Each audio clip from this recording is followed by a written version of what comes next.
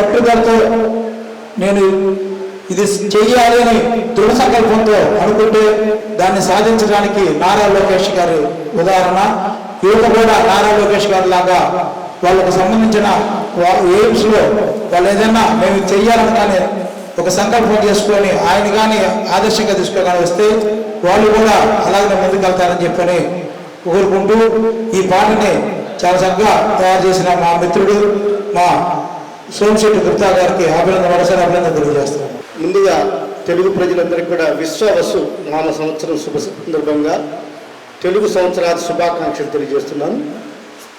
యువగలం పేరుతో మన రాష్ట్రంలో సంచలనం సృష్టించి ప్రతి ఒక్కరిని పలకరించి వారి కష్టసుఖాలను తెలుసుకుంటూ మమేకమైనటువంటి శ్రీ నారా లోకేష్ గారి మీద పాట ఒకటి రాయాలి, అది పాట చేయిస్తానని చెప్పి మిత్రుడు గుప్తా గారు సంప్రదించడం జరిగింది.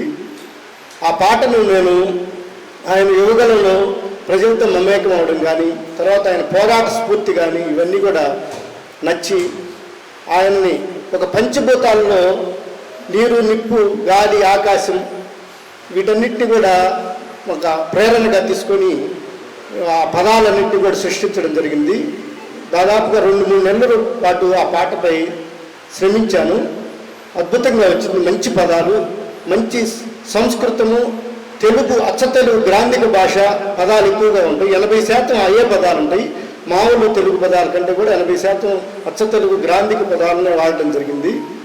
ఈ పంచభూతాల నుంచి ఎక్కువగా పదాలని మనం అన్వయించుకుంటూ లోకేష్ గారిని రౌద్ర రూపంలో ఆయన్ని ఈ పాటలో రూపొందించడం జరిగింది. ఇప్పటి వరకు బహుశా లోకేష్ గారిపై రౌద్రమైనటువంటి పాట రాలేదని మిత్రుడు అన్నారు. ఒకతను తెలుగుదేశం సీనియర్ నాయకుడు.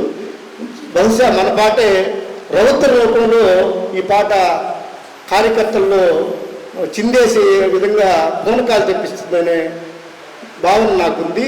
దయచేసి అందరూ కూడా తెలుగు రాష్ట్ర ప్రజలందరూ కూడా లొకేషన్పై అభిమానంతో ఈ పాటని అందరూ కూడా ఆదరించాలని మనస్ఫూర్తిగా కోరుకుంటున్నాను. ఈ పాట నా దగ్గరికి వచ్చినప్పుడు లిరిక్స్ తీసుకొచ్చి నాకు దేవా గారు వినిపించారు, మన గుప్తా సార్ దేవా గారు వచ్చి. సో లిరిక్స్ చూస్తానే నేను చాలా సాంగ్స్ కంపోజ్ చేశాను. అది మంచి రౌద్ర రూపంలో ఉన్న ఒక సాంగ్ డిఫరెంట్గా అనిపించింది నాకు. చక్కటి పాట, ఒక డిఫరెంట్ సాంగ్. సో చూస్తానే చెప్పాను, నేను ఒక మంచి పాట అవుతుంది, మంచిగా తయారు చేద్దాం అన్నదానికి. సో వాళ్ళందరూ సహకరించటము, గుప్తా సార్ అయితే ఎస్పెషల్లీ ఈ పాటను చేయాల్సింది గట్టిగా అని చెప్పేసి రాయటం. అలాగే ఈ పాటలో లిరిక్స్ మన మొగిల్ దేవా సార్ ఎంత బ్యూటిఫుల్గా రాశారంటే, అంత చక్కటి లిరిక్స్ మీరు వింటారు తర్వాత. మంచి లిరిక్స్. అలాగే బాలాజీ గారు బాగా పాడారు, నేను పాడాను, సంగీతం నేను చేశాను. దానికి రిథమ్స్ మంచి అంటే సినిమాలు చేసేవారి చేత చేయించడం జరిగింది. సో ఈ పాటని అందరూ ఆదరిస్తారని కోరుకుంటూ ఉగాది శుభాకాంక్షలు తెలియజేసుకుంటూ సెలవు తీసుకుంటున్నాను. నమస్కారం. మన కూడా రిపోర్టర్గా పనిచేశారు చాలా కాలము. బెంగళ చెట్టు మీ అందరికీ తెలిసే ఉంటుంది. ప్రస్తుతం టీడీపీ నాయకుడిగా ఉన్నాడు. సంతోషం. మనకి ఎన్ని వ్యతిరేకం, కానీ మాట కోసం తీసుకుంటున్నాం. అది ఈరోజు ఉబ్బెత్తి నెగిసే ఒక కిరటంలాగా రాజకీయాల్లోకి వచ్చాడు. చాలా బాధలు కష్టాలు పడ్డా కూడా అనుకున్న దానికి మాత్రం ఖచ్చితంగా ముందుండే వ్యక్తిత్వం ఉన్న గుప్తా ఇంతకన్నా ఎక్కువ ఎదగాలని మనస్ఫూర్తిగా ఒక స్నేహితుడిగా కోరుకుంటున్నాను. ఖచ్చితంగా రాబోయే రోజులైతే మంచి పదవి కూడా వచ్చిందని మనస్ఫూర్తిగా ఈరోజు మంచి రోజు పార్టీని ఈరోజు నా మనస్ఫూర్తిగా ఆయుర్వాదులు చెప్తూ, ఇంకా చంద్రబాబు నాయుడు లోకేష్ స్థాయి చాలా పెద్ద కాబట్టి ఇంకా బాగుండాలని కోరుకుంటున్నా. Thank you Gupta. ఈరోజు చాలా శుభదినం.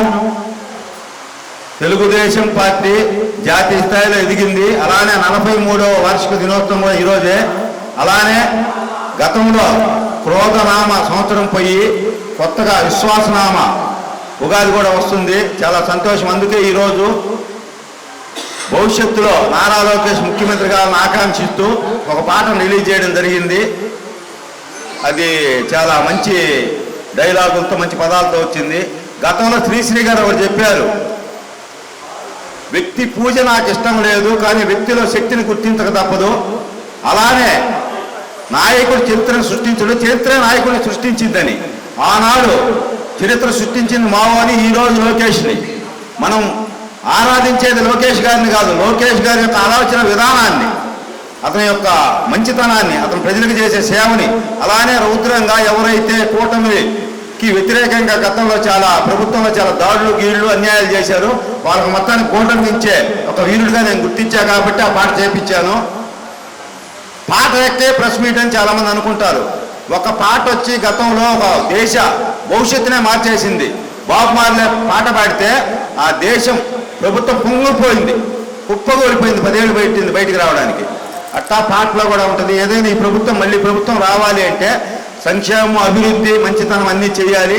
అలానే అరాచక శక్తుల్ని ఊచకొంత పోయాలి. అలానే మళ్ళీ ప్రభుత్వం రావాలంటే మనం చేసిన మంచి కూడా ప్రజలకు తెలియజేయాలి. ఏ విధంగా తెలియజేయాలి? పథకాల ద్వారా చేసినవి కానీ ఏదైనా సరే మన యొక్క మాటల ద్వారా, మీడియా ద్వారా చెప్తూ కొంతమందికి ఎక్కింది, కొంతమందికి పాటల ద్వారా ఎక్కింది, కొంతమందికి సినిమాల ద్వారా ఎక్కింది. ఇవన్నీ చేసుకుంటూ ముందుకు పోయి మళ్ళీ ఎలక్షన్లో మనం గెలవాలి అంటే ఈ పాట అనేది కూడా కొంత ముఖ్యమైనది కాబట్టి మనం పాట రూపంలో వచ్చాము. త్వరలో ఇంకా చాలా చేస్తాము. థ్యాంక్ యూ అనండి.